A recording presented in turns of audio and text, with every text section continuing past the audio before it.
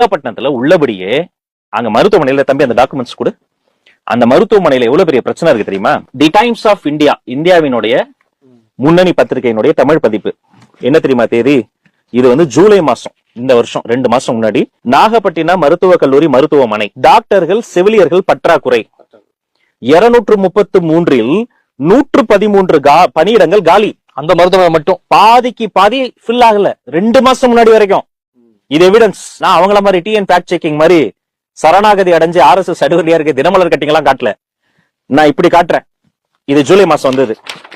இவ்வளவு பிரச்சனை நடக்குதுல்ல. 22ஆம் தேதி இப்ப வந்திருக்கு.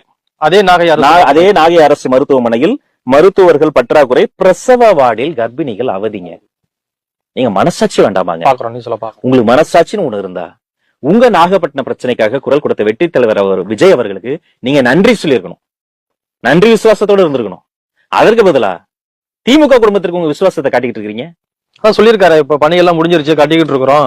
அப்படி ஏதாவது குறைகள் இருந்தா நாங்க சட்டமன்றத்துல முறையாக கேள்வி எழுப்போம். அதான் நானும் சொல்றோம். வீடியோ எடுத்து போட்டாங்களே விர்ச்சுவல் வாரியர்ஸ், சட்டமன்றத்துல போய் டாக்டர்ஸே வரமாட்டாங்க, பெரிய பிரச்சனையா இருக்குன்னு பேசினது இதே வாய் தானே.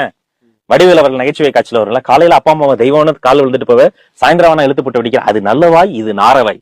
அது மாதிரி சட்டமன்றத்துல பேசும்போது குத்துவாங்கல்ல தொகுதிக்குள்ள போனா மக்கள், அப்ப அந்த உண்மையை பேசி ஆகணும். டாக்டர்ஸே இல்ல டாக்டர் கொடுங்கன்னு. ஆனா இங்க வந்து ஐயோ இந்த உண்மையை உலகத்துக்கே கேட்கிற மாதிரி எல்லாருக்கும் தெரியுற மாதிரி விஜய் அவர்கள் பேசிட்டாருன்ற அவரை எதிர்த்து பேசணும். அப்ப முன்னுக்கு பின் முரணா பேசுவது மட்டும் கிடையாது, கொண்ட கொள்கை இருக்கும் கட்சி, அவருடைய தலைவர், அவருக்கே விசுவாசம் இல்லாம திமுக அவருடைய விசுவாசத்தை காட்டுவதற்கு இதெல்லாம் சொல்றாரு. அவர் அந்த பணிகள்லாம் செய்யட்டும், தொகுதியில் அவர் நல்லா வளரட்டும், அவர் இன்னும் நல்லா வளரட்டும், அவரை நான் வாழ்த்துறேன். அவர் வந்து மேம்பாலம் கட்டியிருக்கேன், பஸ் ஸ்டாண்டு கொண்டு வந்திருக்கேன்னு நிறைய சொல்றாரு. உண்மையில அது முடிஞ்சிருச்சா? வேலை நடந்துகிட்டு இருக்கு, முடியும் தரவையில இருக்கு. சரி ஓகே, இன்னும் 6 மாசம் இருக்கா, அது முடியட்டும். முடிஞ்சு வந்தா தொகுதி மக்களுக்கு நல்லது தானே. அதே மாதிரி இதுவும் நடக்கட்டுமே. ஏன் டாக்டர்ஸ் வந்தா வேண்டாமா? கர்ப்பிணிகள் அவதிப்படுறாங்கல்ல, அதை தானே வெற்றி தலைவர் எடுத்து பேசியிருக்காரு. உண்மையை பேசியிருக்காருங்க. உண்மையை ஃபேஸ் பண்ண ஒரு கட்ஸ் வேண்டாமா?